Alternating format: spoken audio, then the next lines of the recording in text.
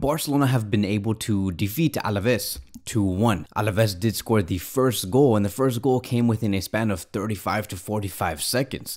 And so, even though we saw Barcelona claim the 3 points and we saw Lewandowski score 2 goals, I still come out this match with a lot of worries. And I'm saying that because I think that throughout the full course of the 90 minutes, Alaves went toe-to-toe with Barcelona. Alaves brought the intensity. They brought the control in the match. They were trying to score the goals. We saw in the last 10 to 15 minutes that Alaves were having the ball, and they almost scored the 2-2 tie. And I'm like, okay, if Barcelona scored 2 goals, at the very least, try to defend those 2 goals, tried to defend the 2-1 lead. And we did not really see that in the last 10 minutes. We saw Barcelona give the ball to Alaves, and Alaves saw about 2 or 3 chances that could have led towards Barcelona seeing the 2-2 tie. And this is one of the things that does annoy me the most about this Barcelona team is that, like, look, I'm not trying, like, you guys may think that I'm trying to be negative and that I think in a very negative way, but I'm just, like I've always said, I'm trying to call it how it is and how Barcelona are actually playing. I'm not here to lie to you guys. I'm not here to fabricate some things and make you guys feel better, right? Because that's going to make me a liar. And the one thing that I don't do in sports is lie and lie about how a team does play. I'm always going to give the transparency. And even though Barcelona is the team that I love the most, right? Because I like other teams. I like Man City, I like Liverpool, I like Inter Milan, I like AC Milan, I like Inter Miami. I like a lot of teams, but I love FC Barcelona. And so because I love FC Barcelona so much, I cannot lie about this team. I got to call it how it is. I'm not going to be saying, yeah, Barcelona won 2-1. We played an amazing game. We came back from a 1-0 deficit to Alaves, and you know, Barcelona deserve all the praise in the world because we came back with 2 goals from Lewandowski and they tried so hard. We're like, how good is this Barcelona team? We're definitely going to win the Champions League. Like, I'm not going to be saying that, and it's not even true. I think that if you really know about the game and the game of football, you would know that if you struggle against oppositions like Alaves, and I'm not even trying to disrespect Alaves, but if you struggle against a team like Alaves, knowing that you have players like Lewandowski, Joao Felix, Rafinha, Ferran Torres, Pedri, Gundogan, Araujo, Koundé, and you still struggle against a team like Alaves, you have a real problem, my friend, a real problem. And even Xavi Hernandez knew that, you know, like midway through the match, he knew that he made a mistake by placing Koundé in the center between Inigo Martinez and Araujo. I've always said that the best defensive lineup that Xavi could use is a back line that does consist of Koundé in the right back position, Araujo, Christensen, and Alejandro Balde in the back line. And the closest thing that we saw to that was Koundé going back into the right back position during the game, by the way, when we saw Barcelona like conceding so many killer passes, right? Because they allowed so many passes through the middle that led towards Koundé on 1v1 situations. Like, Xavi had to switch his game plan like so fast in the middle of the match. I'm like, yes, dude, like that's your answer. That is the reason why this team has been sucking so much, is because you ignore everything well that happened in the last season and you just put that away and you're just reinventing like whatever this season. I don't know what's the game plan. Like what is the definitive lineup? What is the starting 11? Who are your main selection of players? And so of course you're going to be playing better with Koundé on the right back position and then having Araujo, Inigo Martinez, and Cancelo in those other positions. You're going to play better like that. Koundé needs to play in the right back position. So Barcelona did get better during the game because of that switch, but it wasn't the full answer. And it's also proof that Barcelona's best defensive lineup is with Koundé in the right back position. Before that, we were horrendous. Every time Alaves saw a killer through pass through the middle of the pitch, it went straight to the midfield, it went straight to the defense. It always led towards Koundé on 1v1 situations, and Xavi Hernandez had the audacity to just say, we're just going to be relying on Koundé's individual defensive brilliance to cover us up, because we were so exposed in the first 20 minutes. And that is one of the reasons why we got scored on in the first 45 seconds. Only 45 seconds it took for Barcelona to concede. I'm like, where is the focus? Where is the intensity? Where is the enthusiasm to play this game? Where is the team that I once knew? The team that we once saw last season? I want that team back. Yes, we saw a lot of 1-0 wins, but that doesn't matter. We did not allow the opposition to score. We won La Liga. And in this way, with the way that Barcelona's playing today, we're not going to be winning La Liga. We're not going to be going far into the Champions League. We're not going to be winning the Supercopa. Nothing is going to happen. I hope that Xavi Hernandez does not see this as an absolute win. This 2-1 win that we got against Alaves, I hope that he doesn't see this as, yes, we have the fighting spirit. We have the Barcelona that knows how to bring back, like, turn around a bad result and put it into a good result. Like, this is the way. I hope Xavi Hernandez does not say that at all. I haven't looked at the post-match press conference, but I hope that he doesn't think that this is a good game, because it's not. This is one of the worst things that I have seen this season. So I don't know how Xavi Hernandez is going to be recovering from this. I hope that he can, because I really want Xavi to continue. I've said this many times before, that if Xavi can recover our intensity, our focus, and everything all around with what a winner team should be having, then Xavi will stay. And I want Xavi to do that. But if we continue in this route and we get these horrible results, we lose 1-0 in certain games, we always have to come back after conceding a goal very early. If we continue with this type of, like, this form, I don't see Xavi being here for a very long time. I just don't. And it's sad for me to say that, because I was one of the ones that said that Xavi's going to be here at Barcelona for sure back in 2021. And I said that he's going to be superior to Ronald Koeman. He's going to be here for the next 10 to 15 years, and he's going to bring Barcelona back into its glory days, because I honestly do believe that. But whatever is going on today, I don't know what it is, because I don't work in the club. I don't work in Barcelona. I don't work right next to Xavi Hernandez. I'm not in the offices. I'm not asking Xavi, hey, what's tactically going wrong? What happened to the players? Like, I don't know. I have no idea. I wish I could give an answer, but I just don't know.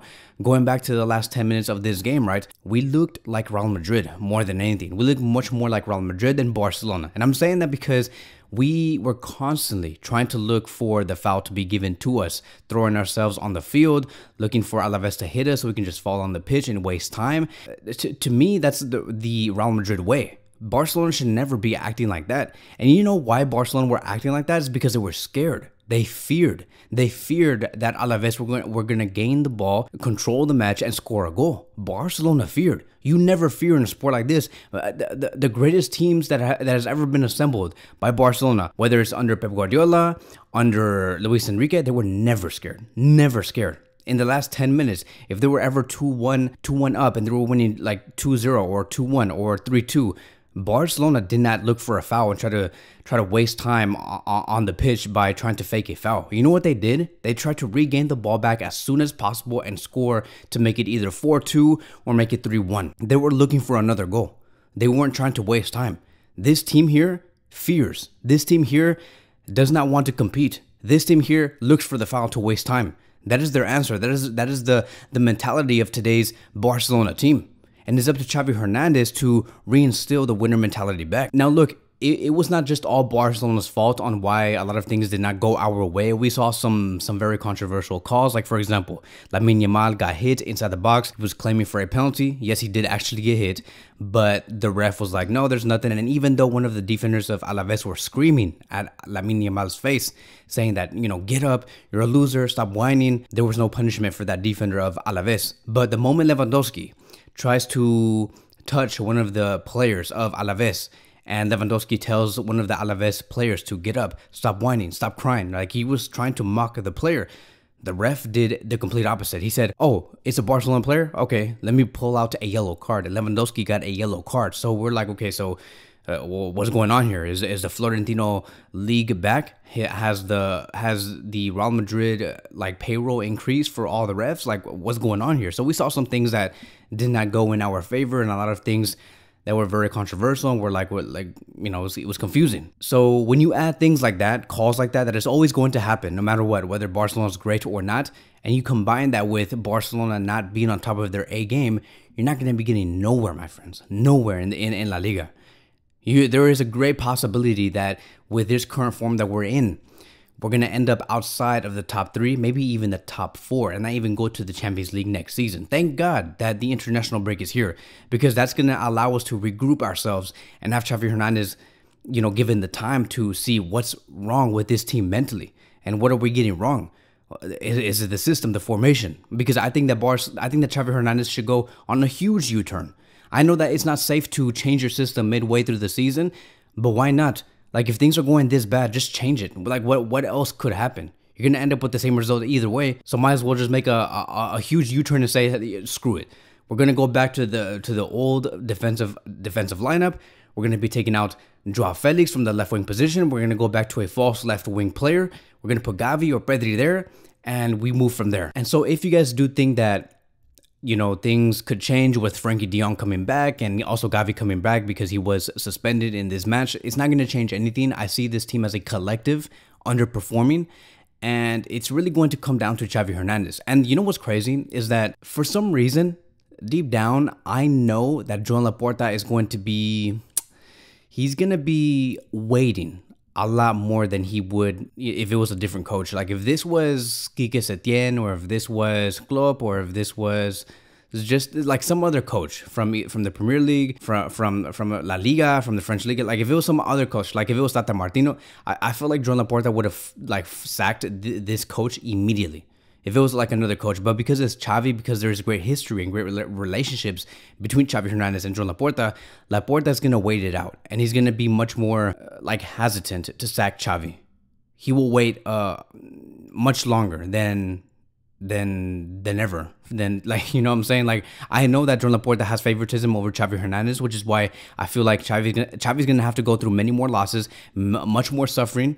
We're going to have to suffer much more under Xavi Hernandez if we continue like this, of course. Like, only for Joan Laporta to say, okay, maybe we should sack Xavi. That is the one thing that kind of makes me fear about Joan Laporta being the president of Barcelona, is that there is going to be, he's not going to fire Xavi right away. I don't see that happening. I'll be surprised if he does that. I respect Joan Laporta for doing that a lot, by the way.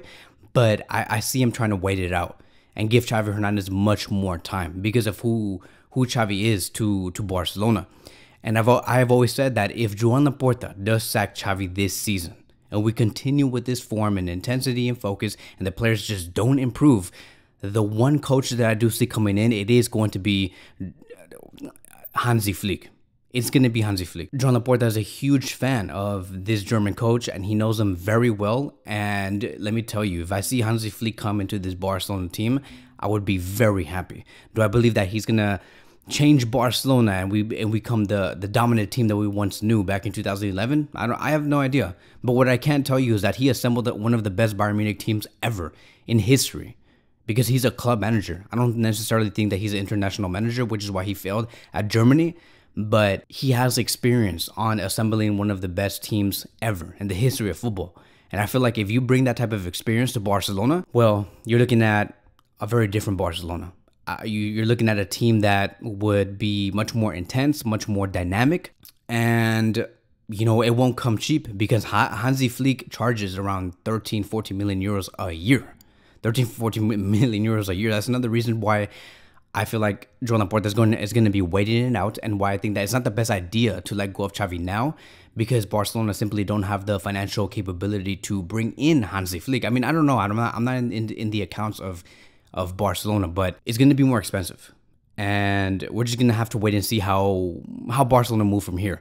But thank God we're in this international break. We got the 3 points. I don't even want to talk about this match because that's not the whole point of this video. We've seen this already too many times. We've seen this type of result too many times, and there's not a lot to talk about in this football match, if it even was a football match. I don't even know what this was. But yeah, that's basically it. That is going to be wrapping up today's video. Thank you guys so much for watching, and I will see you guys in the next one.